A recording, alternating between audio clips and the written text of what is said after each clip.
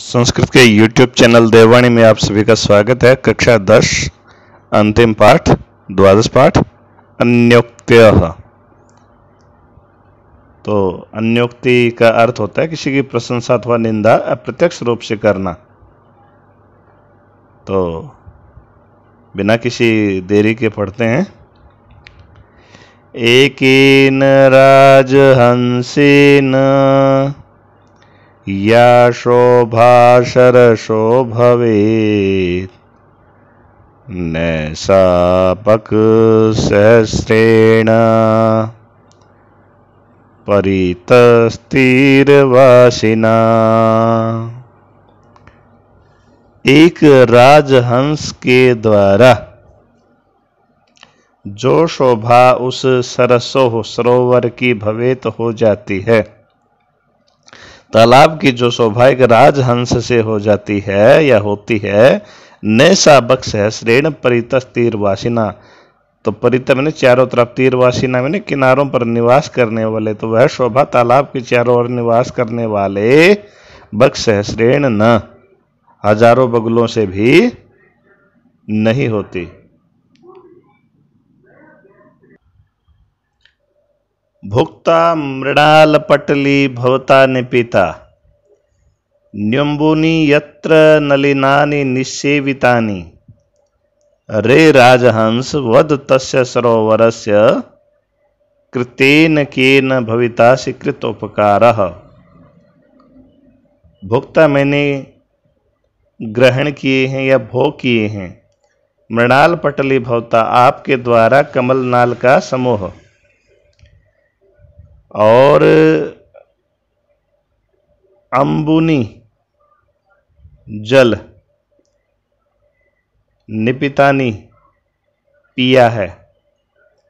तो आपके द्वारा उसका जल पिया गया है। यत्र नलिनानी निस्वितानी, और जहां पर आपने कमलनाल के समूह का सेवन किया।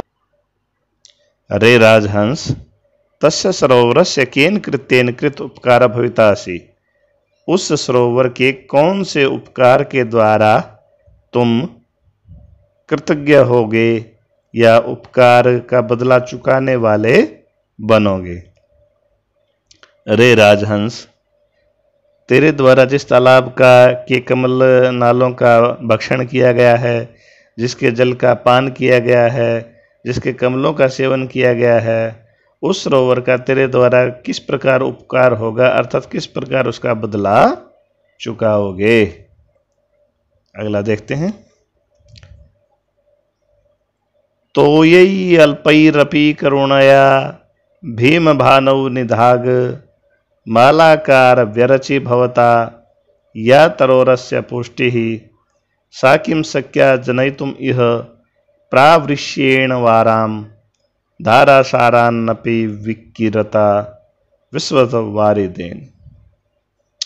तो यही अपि अल्पयपि, थोड़े से जल के द्वारा भी, करुणया करुणा से, भीम भानऊ अर्थात धूप के मौसम में, भयंकर धूप के मौसम में, निदाघ अर्थात बिना बारिश के मौसम में, मालाकार माली, व्यरचि रचना, भवता तुम्हारे द्वारा, या जो, तरो अस्य पुष्टि इस पेड़ की पुष्टि या पालन पोषण।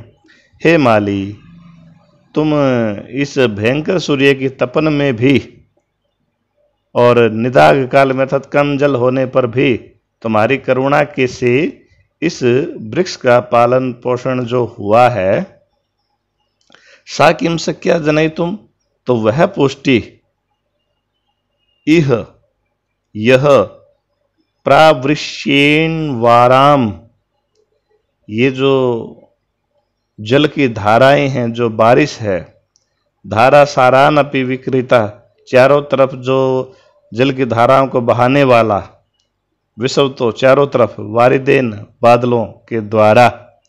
तो बादलों के द्वारा ये जो धाराओं के जो सार है, प्रवाह है, जो चारों तरफ बहाए जा रहे हैं, ऐसी बारिश से भी क्या वह पुष्टि उत्पन्न हो सकती है। जो तुम्हारी करुणा के कारण निदाघ काल में उत्पन्न हुई है।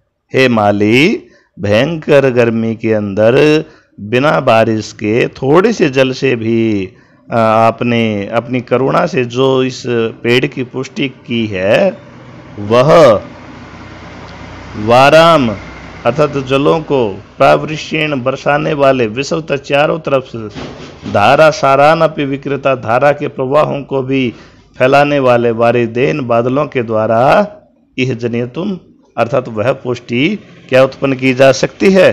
अर्थात नहीं। आपीदिरे अंबर पथम परितः पतंगः भृंगा रसाल मुकुलानि समाश्रियन्ते संकोचम मंचते सरस्त्वयि दीन दीनो मीनो नुहंतः कतमाम गतिम अभ्योपेतु। अर्थात पतंगा पक्षियों ने परितः चारों तरफ अंबर पथम आपीदिरे आकाश मार्ग को प्राप्त कर लिया है। अर्थात संकट काल में पक्षियों ने चारों तरफ आकाश मार्ग का आश्रय ले लिया है।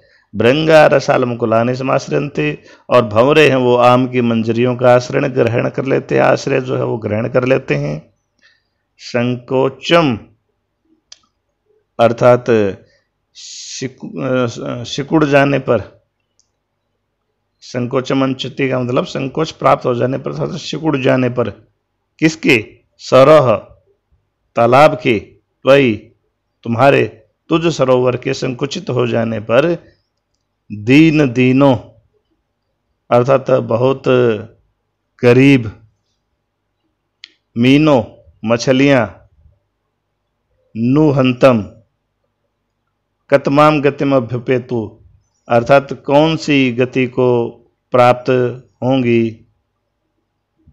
अर्थात जब तुम्हारा पानी है ये है सरोवर संकुचित हो जाएगा तो पतंगा जो चारों तरफ अंबर पथम आपीदिरे आकाश मार्ग का सहारा ले लेंगे, भृंगा जो भंवर हैं रसाल मुकुलानि समाश्रियन्ते आम की मंजरियों का सहारा ले लेंगी। संकोचम मंचते सरह त्वयि तुम्हारे सरोवर संकुचित हो जाने पर अर्थात कम जल रहने पर, दीन दीनो मीनो नुहंतम कतमाम गतिम अभ्युपेतु बेचारी मछलियां, बड़े दुख की बात है कि वो बेचारी मछलियां किस गति को प्राप्त होंगी। अर्थात संकट आने पर जो सबसे कमजोर होते हैं या सबसे जो कमजोर वर्ग होता है वही उपेक्षा का शिकार होता है। एक एव खगो मानी वने वसति चातकः पिपासितो वम्रियते याचते व पुरंदरम। एक ही जो मानी है, स्वाभिमानी पक्षी है, वह चातक जो वन में रहता है, पिपासित अम्रियते या तो प्यासा ही मर जाएगा, या पुरंदरम याचते वा या फिर इंद्र से या बादलों से ही पानी की याचना करता है। केवल एक ही स्वाभिमानी पक्षी पपीहा वन में निवास करता है जो या तो प्यासा ही मर जाता है या फिर इंद्र से जल की याचना करता है, अर्थात अपनी मर्यादा का उल्लंघन कभी नहीं करता।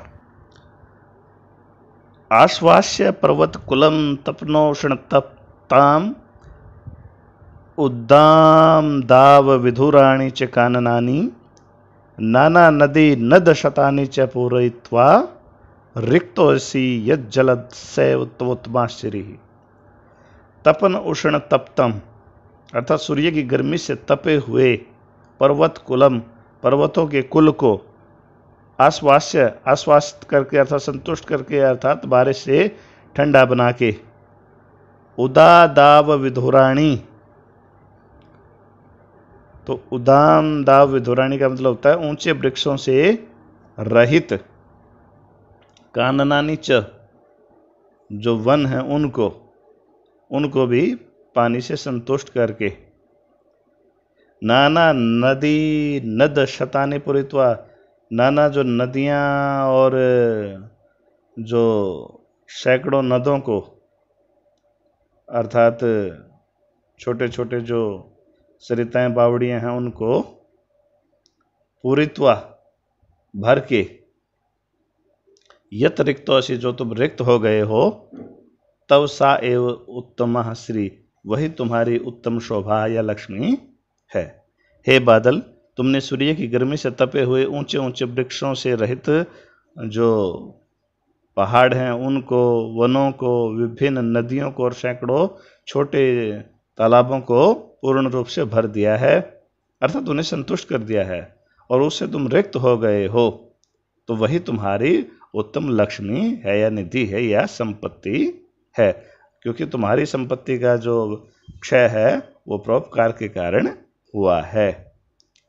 रे रे चातक सावधान मनसा मित्र क्षणम श्रूयता, अम्भोदा बहवः हि सन्ति गगने सर्वेऽपि नैतादृशः, केचित् वृष्टिभिः आर्द्रयन्ति वसुधां गर्जन्ति केचित् वृथा, यम यम पश्यसि तस्य तस्य पुरतो मा ब्रूहि दीनम वचः।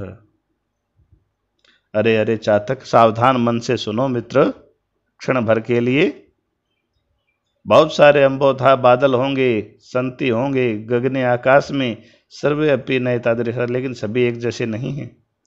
केंचित वृष्टि भी आर्द्रयन्ति वसुधाम, कुछ बारिश से वसुधा को, धरती को तर कर देते हैं, संतुष्ट कर देते हैं, गीला करते हैं।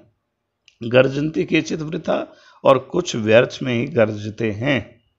यम यम पश्यसि तस्य तस्य पुरतो, जिस जिसको देखोगे उसके सामने माँ ब्रूहि दीनम वच, दीनता से भरे वचन मत बोलो, क्योंकि जो चातक होता है वो बादलों से ही पानी मांगता है। तो इसीलिए कवि कह रहा है कि हे चातक, सावधान मन से सुनो हे मित्र, क्षण भर के लिए आकाश में बहुत सारे बादल होते हैं, लेकिन सभी एक जैसे नहीं होते। कुछ धरती को अपनी बारिश से भूमि को गीला कर देते हैं और कुछ व्यर्थ में ही गरजते रहते हैं। इसलिए जिस जिसको देखते हुए उसे 2 बूंद जल मांगते हो, ऐसा नहीं करना है। सभी के सामने अर्थात याचना नहीं करनी है, क्योंकि सारे के सारे बादल एक जैसे नहीं होते हैं। आशा है समझ में आया होगा। धन्यवाद।